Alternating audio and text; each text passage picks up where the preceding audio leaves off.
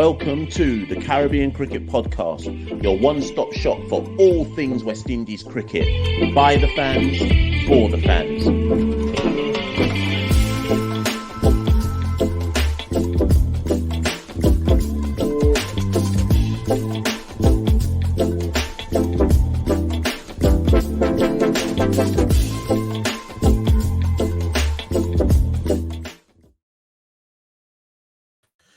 Yes. Ladies and gentlemen, welcome back to another edition of the Caribbean Cricket Podcast. I'm one half of the Caribbean Cricket Podcast, Machel and Santokie, and with me as ever is my partner in crime, Santokie Nagilendran. Santokie, I shouldn't even ask how you're doing, but how are you doing? Listen, I'm doing good, you know. Guyana is back. Gudakesh Moti, top scorer at Lords, you know. Historic Lords, iconic 45 runs across both innings, top scorer. Got clean bowled Joe Root, clean bowled Ben Stokes. Mash, it's a good day to be Guyanese, no? Boy. I'm ignoring everything. I'm ignoring the other details of the match. Because people say we're too negative, so I have to come with something positive to start the show, you know. Do you know what? It's just as well you started with a positive as well, because we are gonna try and focus on the positives first things first. Do you know what? Let's continue actually. Let's continue on that multi tip, because there was a lot. People watching this now, I'm pointing straight at you. There were so many people, Santokie, that before the test match, during the test match, up until the point that Moti bowled, said Kevin Sinclair should be playing. Kevin Sinclair should be playing. Kevin Sinclair should be playing. I think we had gone on, whether it be the Twitter handles or when we reviewed day one or whatever it was, saying they've clearly picked Moti because they believe he is the standout spinner, the frontline spinner, and they believe he can extract something from any pitch, much less if they thought that Lords would take spin. So actually, it's more of a positive. All jokes aside, Moti's performance is more of a positive than people realise, because West Indies, if we're going to give them any kind of praise, are to be applauded for being brave enough to say our frontline spinner is a wicket-taking spinner, and all things being well, if our batters had shown any kind of inkling of ability to bat, Moti would have been in the game. Yeah, and I think with West Indies in recent years, we've always lacked a spinner who can penetrate. And what we've seen here with Moti is what he did to Stokes. Obviously, Stokes was going on the attack, but he got completely bamboozled. His mouth was left open when he saw that his stumps had been rocked. Again, with Joe Root as well, completely bamboozled. Moti managed to get turned both ways. And I think it's a credit, Mash. I think the biggest credit is we were in the press box at Lords. Probably at least 5 journalists came up to us and been like, who's this Moti guy? Like, where did he come from? Like, and that's Hussein as well in commentary was like, this guy is a world-class spinner.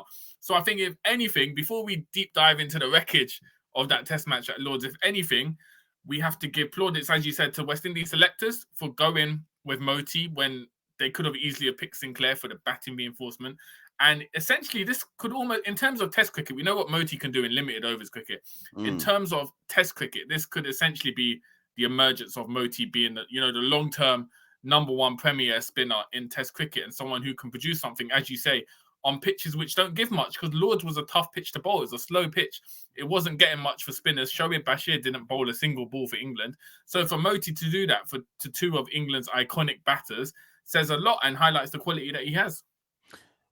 In years to come, we could be looking back at this test match as the moment when West Indies' fascination with only looking at fast bowlers and not really believing in any one spinner. We're talking about in kind of the modern context. Moti has the ability to truly break the trend and truly become that spinner in the modern era where you play him no matter what, if you see what I mean. Because really and truly, every team should have a spinner in it, right? And West Indies historically have been reluctant to play a frontline spinner in anything other than obvious raging turning pitches, whereas Moti, I think, is probably good enough to play no matter what for the West Indies. So if we're going to have a debate moving forward about Kevin Sinclair and how he gets in the team, it's not for Gudakesh Moti. That Moti's playing the rest of this test series. I think that's already evident from this point onwards. Yeah, I think Moti's locked his place in. I don't think you can drop him after what he did. And obviously it's more of a reflection of how badly we batted that he ended up being top scorer because he only put together 45 runs. But it did also show that he can do something with the bat. For Guy and the Harpy Eagles, he does have a century. So it's not as if we're saying this guy's a complete tail ender. He does have some batting attributes as well. But as you say, as a premier spinner, he's locked himself in for the series. And looking forward, Mash, when you're in Trinidad, I'd expect him to do major damage in those Trinidadian pitches against South Africa. So good times ahead in terms of our spinning options. Now, Mash, we're going to talk about the test now overall. If you haven't already, we got the day one reviews on our YouTube channel, so check that out for specifics about what happened on day one. This is more of a test review. Essentially, the match was 2 days. It lasted 1 hour into the third day. I guess there's two major points. Firstly, Mash, the whole Jimmy Anderson show. I mean, the third day three, the last hour was essentially England trying to manufacture Jimmy Anderson getting as much wickets as he can because the contest was over, which was an embarrassment as a West Indies fan to watch that. I think there was one point where Gus Atkinson was essentially bowling leg side to get through his over without taking a wicket so Jimmy could have the next over and get a wicket. So it was essentially a sympathy hour. They were trying to give as much as they could to Jimmy Anderson to try and get a wicket. So that kind of showed the contest was well and truly dead and buried at that point. And secondly, Mash, the other major point is we're obviously going to go into players and sort of the technical failings of some of them had in innings. But I guess our overarching point, we'd said this numerous times in the build-up to this series, all the ingredients, having an inexperienced side, no warm-up practice, the sort of ecosystem of world cricket at the moment, all of those ingredients came together. And essentially what happened at Lord's was to be expected when you put it at the end of the day. It wasn't a massive surprise. Obviously, it was disappointing to see West Indies roll over like that. But if we'd have managed to do anything better, it would have been a miracle in spite of the circumstances. The circumstances had combined to create a scenario where we essentially got demolished in 2 days. I agree. I think that FET match that we played against second 11 county, whatever it was of no real benefit. And I think you and I were saying that at the time at Beckenham, that we were like, what is this though? It's a flat pitch. It's against some young youths. What are we at? And also the young youths actually play better than us. But it's like, what are we actually getting out of this? And I think you even said to me at Beckenham, would it have been better if they just played an intra-squad game somewhere else between or whatever and called in a couple man from around England, Jermaine Blackwood, Shane Moseley, all these men who are playing in and around England come through. We're going to do an intra-squad game. That can be debated after the series is over, but there's certainly some questions to be asked, right? At the same time as we can look at we can look at the limited preparation, which, to be fair, Santokie, I've seen a lot of the uncles back in the Caribbean saying this is Cricket West Indies' fault. We should have got more preparation time, so on and so forth. I hear all that, but when, Santokie, when in the calendar was this mythical period to get more preparation time? The World Cup literally ended about 2.5 weeks ago. So when was this all going to happen? If you see what I'm talking about. And even after this series is done, we go straight to South Africa. We go straight to play South Africa back at home. So I think there does have to be an acknowledgement by fans that the cricket calendar or ecosystem, as you called it, is going to continually, more often than not, throw up mismatches like this, because weaker teams like ourselves, if you don't give us the preparation time, 9 times out of 10 we will fold, like we did at Lord's. So but we must also be completely balanced, Santokie. The batting was ghoulish. It was absolutely ghoulish. And no amount of excuses about preparation time, this, that, and the third is enough for me to excuse the quality of the batting. There were a lot of dismissals across both innings, where I think there was a moment in the second innings where I looked at you and even I was just disgusted. It wasn't even like embarrassment. It was just disgust at how easy it was for England to take wickets. So the batters have to take some responsibility and say, preparation or lack thereof notwithstanding, you've got to make it harder for people to take your wickets. And I don't believe we did that. Yeah, essentially, I agree with that. I think there's two facets to the argument. Obviously, there was lack of preparation. However, as professional players, there's still a certain standard you have to hold yourself to. I think, as you said, there were a lot of reckless shots. I think Jason Holder in both innings is an example, an experienced player who's played in England, had a county stint at Worcestershire, so had that preparation. He still managed to play, the first one, the edge, and what happened in the last over of day 2 where he gave his wicket away. Again, that was sort of, the batting wasn't sensible there.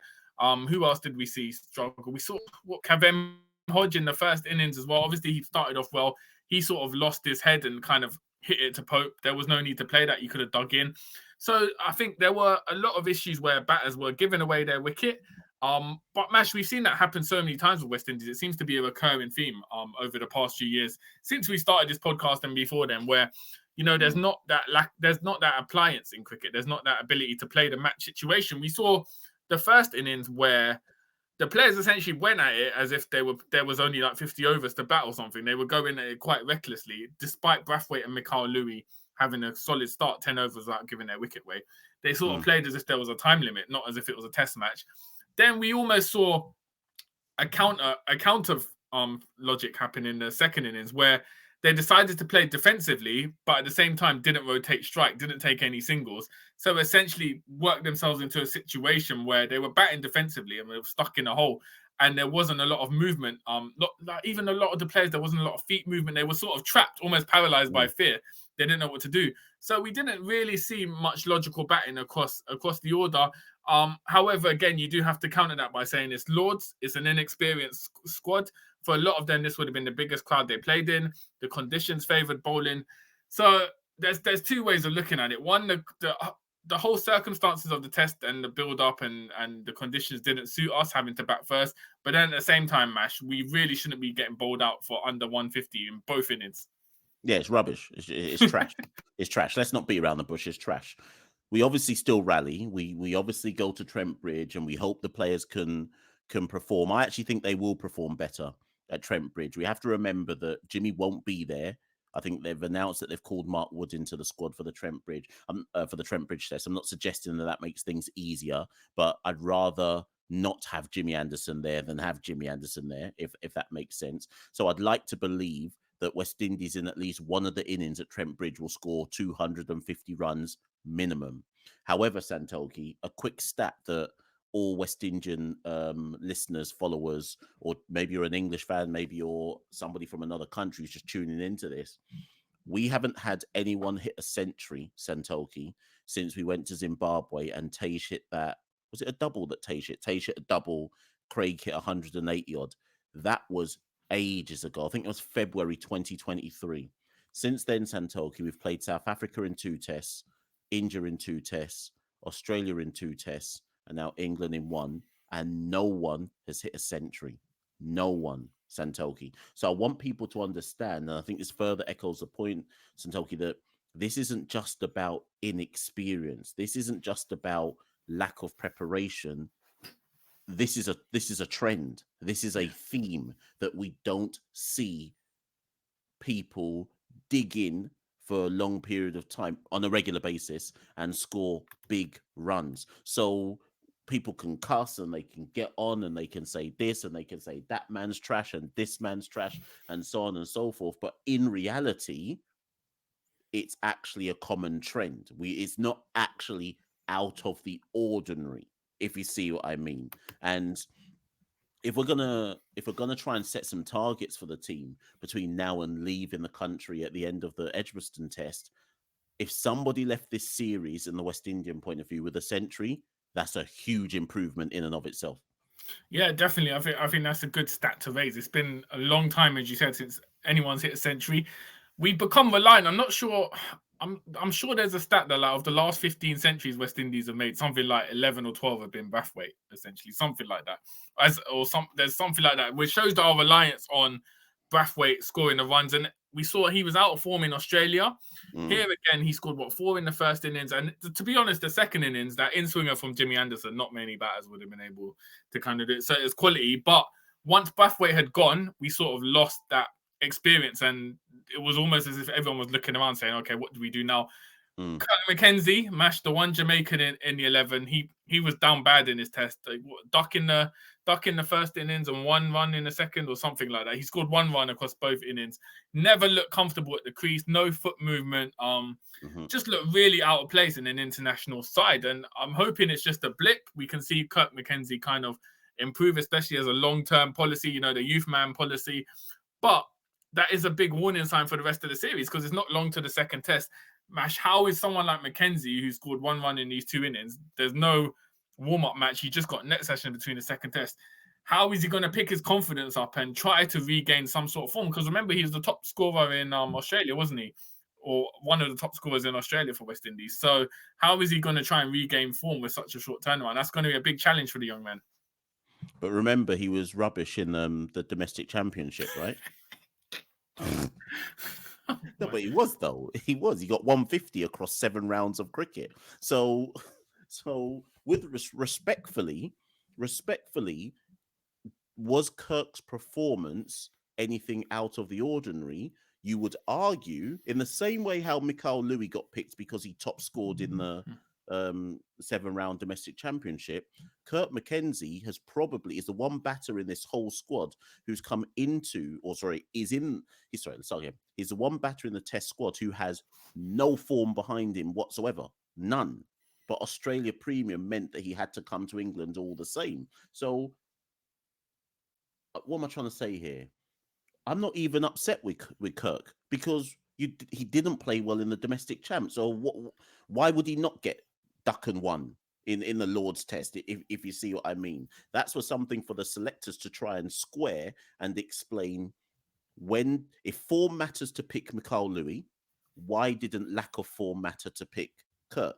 Do you get where I'm coming from, Santokie? Like, you have to invest, but the signs were there. Now, like I say, I hope ultimately that Kirk turns it around. I would expect him to come and try and play a pugnacious counter-attacking innings at Trent Bridge and possibly at Edgbaston and so on and so forth. But put it this way, Santokie, if I was Tevin Imlach or Kevin Sinclair, I think they're the only 2 batters left, Zachary McCaskey, I would be expecting out of those 3, one of them to get a game by Edgbaston, at least, to say, well, boy, batting's not looking good. I must get a play, is how I think it might trend here.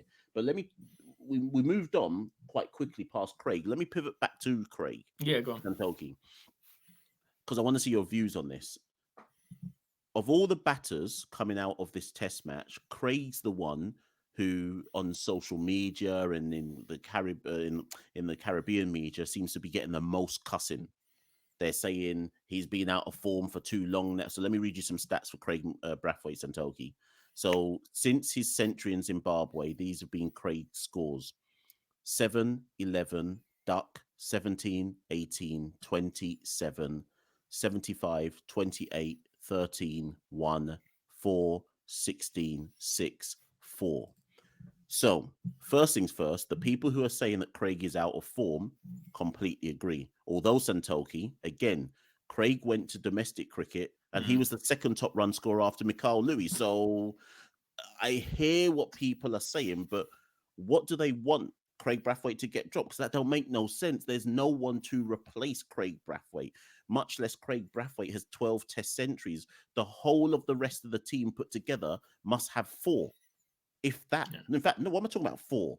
Yeah, Josh has got 1. So 4. The rest of the team put together has 4 test match centuries. Kraigg has 12. It's very West Indian, Santokie, for us to be cussing the one person. We're cussing the one person who's actually got pedigree and saying, get him out of the team. You know what? Take the captaincy away. We've run out of people to cuss, and people are saying, hold on. We can't cuss the youth, man. They just come into the squad. Who we got left to cuss? Like, we're getting tired of cussing everyone else out. Like, it's time to move to Brathwaite. So I hear it. I hear that Kraigg's out of form. However, like you said, Mash, he's got the experience. He's got the consistency. With Kraigg, it's not a case of someone new coming to the squad and they're out of form over a period of time. We're hoping that this is just a patch where he's not been able to kind of get together and we'll see that recovery. I think Kraigg's earned the right to be given that time to rebuild his form. And as you said, he was one of the top run scorers in the domestic competition. So even though he was out of form in Australia, he came back in the domestic form competition. And to be honest, in the first half, he wasn't scoring runs either. He was down bad as well. He really picked it up in the second half. So he obviously changed something. He scored, I think, 189 against Leeward Islands. So he had that form. So if we're basing it on domestic form as well, he was in that form. And as you said, who else are we going to pick to replace? It'd be a brave move to replace Kraigg Brathwaite. What would we do? Open with Machel, Louis, and McCaskey? Like, it wouldn't make any sense. So I think Kraigg Brathwaite's earned that right, and I just think the cuss out is on him. I genuinely think the cuss out is on him because the fan base, we've cussed everyone else out. It's getting boring cussing everyone in the squad now. We've got to move to Kraigg Brathwaite. He's the last one left. So the West Indian fan base has cussed everyone out of the West Indies team. No one left to cuss. There's no one left to cuss. Look how many people have got cuss out. I think of that 11, everyone's either been cussed out or they're like a Machel Louis who's just come into the squad. And knowing the fan base, they'll be cussing out Louis by the end of the third test. So everyone's getting a cuss out. So Brathwaite is no exception. I don't think Brathwaite's place in the side is in question at all. He'll definitely play the rest of the series. But we're hoping for West Indies' sake, as you said, the kind of experience he has, the centuries he scored, we're hoping he rebuilds that form, man. It wouldn't surprise me, in the second or third test if he hits a big score to kind of silence the doubts around his name. But Mash, let's talk about, obviously, we talked about the batters being down bad. Two batters I thought did well for the brief time they were at the crease, Machel Louis and Alec Afanase. We know what Afanase is capable of. I thought in both innings, he got off to a good start. His control looked good. His movement looked good. However, he wasn't able to build a platform and the runs. I understand it's tricky when wickets are falling around you to kind of have that patience to build the runs. And Machel Louis, considering debut at Lords, everything that was happening, especially the first 10 overs of Kraigg Brathwaite, he looked good. He was hitting boundaries, hit a 6 over deep square, looked confident. So whilst it wasn't, we can't say it was overly great performances from both of them. There was promise, and in the context of the innings we played, those were sort of two players who I thought had potential to look good. And probably if we're going to see players hit big scores in the next two tests, most likely it could be one of them, Louis or Afanase, based on what I saw at Lords. Yeah, Louis, I think, showed me enough in the first two at bats to suggest that if he can get a track which is just a bit flatter, he'll score runs and probably score them quite quickly. So it was a fair test match debut, given his... Remember, he's only played 7 first-class matches, so it was a fair test match debut, given his level of inexperience.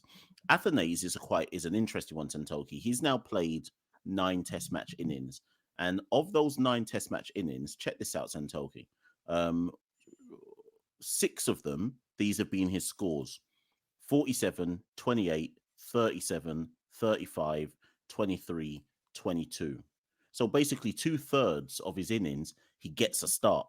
And then what tends to seem to happen is there's a tiny brain fade and he nicks off outside off stump. I'm fairly certain Alec is aware of this, but I mean, it shows how down bad we are that I'm saying that those scores represent promise. But you get what I mean in so much as he clearly has the game.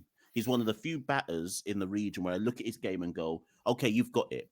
You've got the inklings of somebody who could go on to do okay at this level of cricket, but it's a concentration thing for me. More than an ability, and I'm not even just throwing around, like, how people just throw around the word going, yeah, he's got talent. It's not even about that. His game is compact enough. He's just got, I think, an issue with the ability to leave alone outside of stump, because when he tends to get out, it always looks a bit innocuous. And it's like, oh, you've done all the hard work. You've already done all the hard work in terms of setting yourself a foundation. Those innings that I read out to you, I'll read the balls faced: 99, 44, 115, 72, 56, 47. So he's doing the hard work of starting to lay down a foundation. It's just little things to tweak. So there's little crumbs of comfort there. Where there isn't crumbs of comfort, Santokie. Let's pivot to let's pivot to the bowlers before we wrap this one. First things first, Jaden Seals, star boy, back on the scene after nearly a year and a half out of international cricket. straight back on the money, 4 for 77. We got to shout out Jaden Seals because in a down bad performance, he was one of the standouts in terms of looking like he'd never gone away and immediately returning to show that he's a wicket taker. So quick shout out for Jaden Seals. Well done to the youth, man. Let's talk about the Josephs. They were down bad. They were down bad, Santokie. Alzari looked like someone, well, he looked like what he is. Someone who'd come from a T20 World Cup, pure T20 cricket, and a complete failure to readjust to bowling at whatever a test match length is supposed to be. He looked all out of sorts. I remember on day 2, I think it was, you and I were sitting there, and I think one point we looked at each other and went, wait, he's gone for 108 runs and he's only bowled 20 over, and he's bowled 20 over. Like, and we're looking at each other going, this is ridiculous. You're the pack leader and you're the worst bowler on show. That don't and Alzari doesn't have the excuse of inexperience. This is why I think I was so upset with it, because I'm like, Alzari, you've been bowling 8 years at the international level, and you're coming to England where you've been, what, 2 or 3 times now? 2 times? Looking like you don't know what you're doing. No, 1 time's been England, I should point out. But yeah, I think the thing with Alzari was it was clear. I think you hit the nail on the head at the time. You said he looks like someone who spent the last month playing T20 cricket. But as you said, as someone who's all right, so let's say if Shamar Joseph had played a month of World Cup games at the T20 World Cup and come into this test and was playing like how Alzari was, missing his line and length, almost playing as if it was T20 games, you'd say, all right, Shamar Joseph is inexperienced. He is confusing moving between both formats. We give him that. As you said, Alzari's got enough experience with international cricket. Surely he must know the adjustments you have to make for red ball cricket, especially at England where he's played before. So it's very disappointing. And as you said, without Roach, he was the leader of the pack. He went for 106 of his 18 overs. And the thing is, England, we didn't talk about this. England didn't play the Bazball that we know. They went for just over 4 runs and over. It was I think the 90 overs they batted was one of the longest innings in terms of balls faced under the Bazball era. So they weren't really playing gun-ho. So Alzari Joseph's figures weren't even as if England were going crazy and batting at 6-7 runs and over. They essentially played almost just slightly faster than a standard test inning. So there was no excuses on Alzari. Massively disappointing. We talk about Alzari Joseph looking like someone who'd been at a T20 World Cup. Shamar Joseph looked like someone who'd got off a plane 4 days earlier, basically.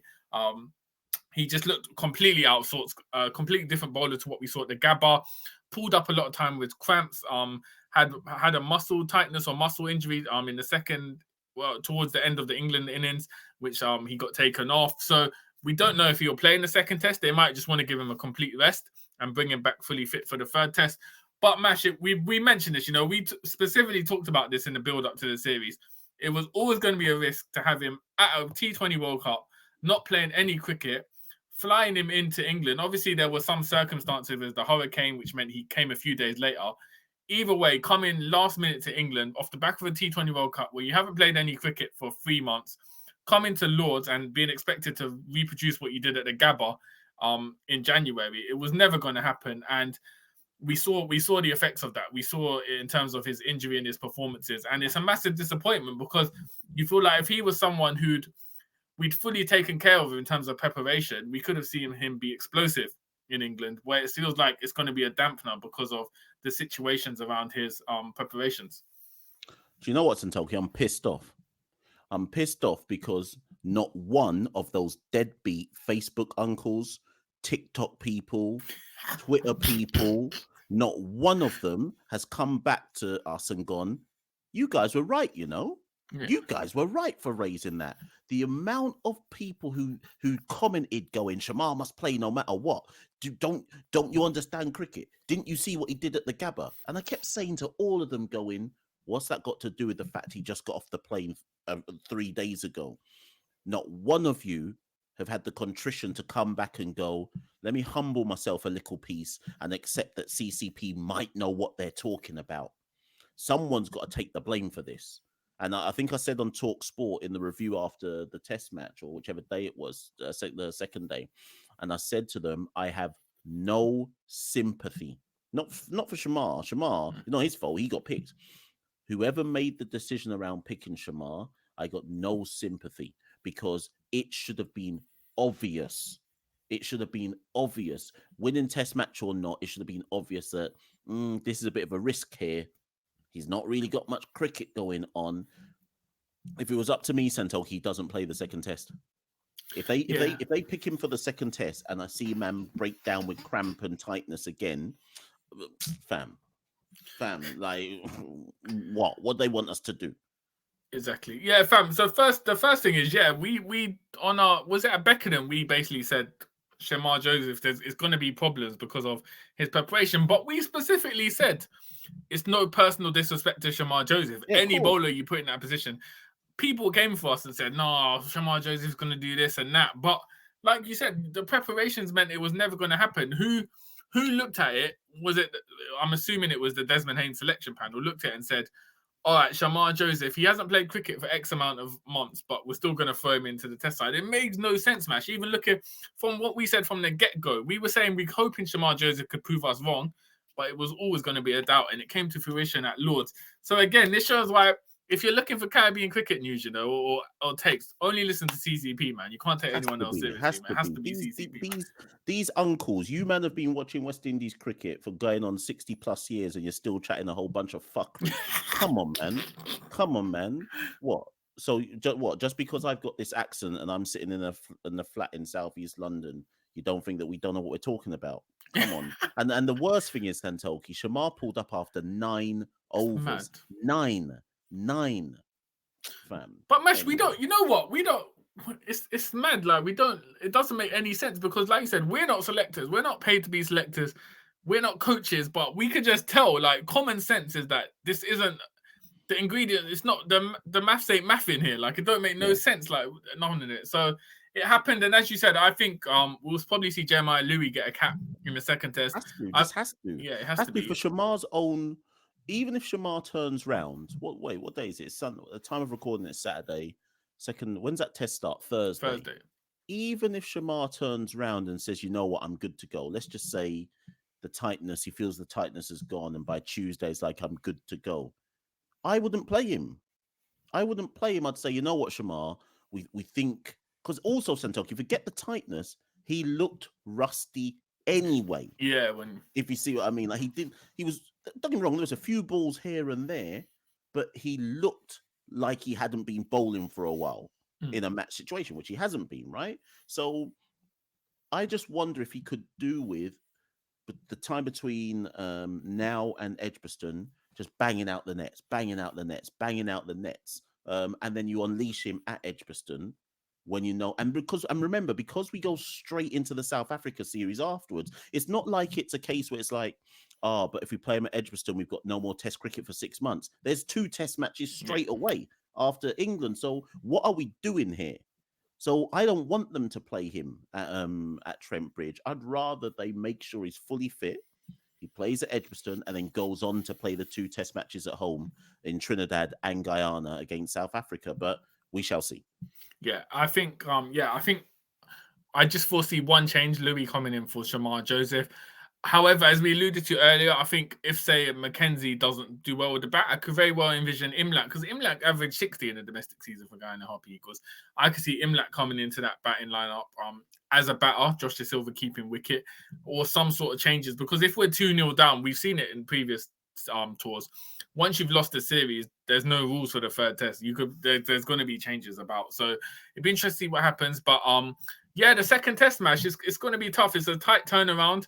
I think the manner of I know a lot of people are referencing, in 2017, we got battered in the first Test, and then Headingley happened, the miracle of Headingley. But it was literally a miracle. I don't think we can bank on that just because it's West Indies happening. Again, there's also a very good chance we could get demolished again in a second Test, and then alarm bells are going to be ringing in terms of that. We're already seeing English fans talk about, death of cricket, death of Test cricket, and this is So well, we do have to remind ourselves of something else, Santokie. As much as and I hope there's some English fans still listening to this episode, as much as people are looking going, that was shit from West Indies, which it was, you lot was shit when we beat you in the Caribbean. Yeah. So this can swing in roundabouts, England haven't won properly in the Caribbean, twice since 1960 odd. They've won, right? In the Caribbean. So we can all play this game of West Indies as shit. Well, come to the Caribbean and beat us then, and then we really are shit. I think it was George Dobell made a good point when I was speaking to him in the test journalist of the cricketer. There's all this talk about West Indies being shit, but heading into this test, West Indies had won their last test, England lost their last 4. So it's swings and roundabouts there. You can talk about this, more but importantly, we won a test in Australia. How about England try and do that? So don't get me wrong, we were rubbish, but we've done things they haven't managed to do. So I'm sure they'd like to win a test in Australia one day. Yeah, I just think whenever West Indies, it seems to specifically be whenever West Indies come here and we lose a test, there's comparisons to the decline of West Indies. Then it always just leads to a thing about, test cricket, people aren't going to pay to see this, the death of test cricket. But I've been hearing this for at least since we toured here in 2012, it's been going on. So one, test cricket hasn't died. And two, everyone's been chatting about it for 12 years now. No one's done anything. It's like the most prolonged death I've ever seen. We're still outside. We're still out here. We're rising like Undertaker every single time. But listen, fundamentally and ultimately, we go to Trent Bridge. We hope the team... I mean, ultimately, Santokie, I just want to see them be a bit more competitive. That's it. If we take an L at Trent Bridge, so be it. But I'd just like to see them be a bit more competitive. And I'm not worried about the bowling. Even if Shamar doesn't play, I'm not worried about the bowling. I think they'll be game. I think they'll be competitive. I would just, in the first instance, Santokie, I'd like to see at least 2 batters score more than 50 runs in an innings. It sounds like very small requests, Santokie. We got to build from somewhere, and I'd just like to see that happen at Trent Bridge. Do you think that's unrealistic or a fair thing to set them as a task? No, it's a fair thing to set them. I'm just laughing because when we were in the press box on day 2, you put up the tweet about, can anyone score 25 runs in the second innings, quarter century? And we said it in jest, as in like it's a joke. Obviously, someone will hear it. Obviously, you had the drafts up for you had the draft up for Jason Holder doing it. He went up. I had someone else Athanaze first. You remember? You looked at my screen. I said, "What's that?" And I said, "I think Athanaze is on 22." Yeah, I said to you, I think he's about to hit a quarter century. And then he got out. I was like, "Oh no!" So that almost didn't become a reality. King Gudakesh Moti saved us at the last minute, became the only batter in that innings to get the quarter century. So, we have to set our aspirations high for the second test. For me, if one batter can get a 50, come on, please, man. Anyone get a 50, man. Even if Jeremiah Louis on debut just swinging.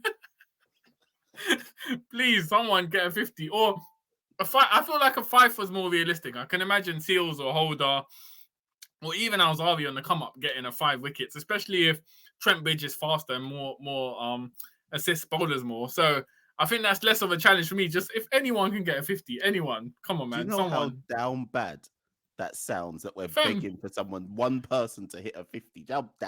Actually, but I was talking to, you know what? I was talking to some West Indies fans at Lords, when I was leaving, and we were like, wasn't that Machel Louis run out great? And I was like, fam, we're celebrating a run out in a match where we lost in 2 days. And the thing that was even worse was, obviously, I get Machel Louis is happy, like, obviously, it was a good direct hit. He's on debut. First player born in St. Kitts to play for West Indies, all of that. But why did we all run to the corner of the pitch as if it was the Gabba Part 2? Do you know how mad that is?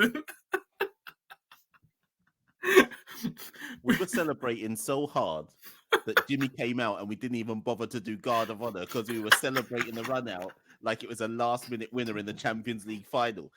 Listen, West Indies cricket were undefeated, undefeated. It was a good run out, though. It was a good run. It was a good direct hit. Like I said, it was the highlight. It was like the main highlight of the test for us in terms of moments. For me, that just summed it up. The fact that we all had to run and celebrate a direct run out in a game where we lost in 2 days. But it is what it is. You got to take what you can.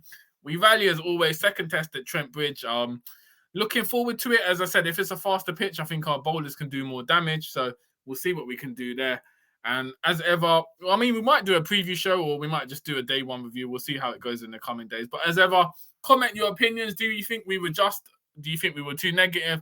Let us know what you think. Comment, like, share, subscribe. Caribbean Cricket Podcast. As we said, there's no other podcast like us. If you want to get your news, analysis, takes on West Indies cricket, we're the only channel you need to follow. So thank you, everyone, for tuning in. Mash, I'll pass the final word over to you.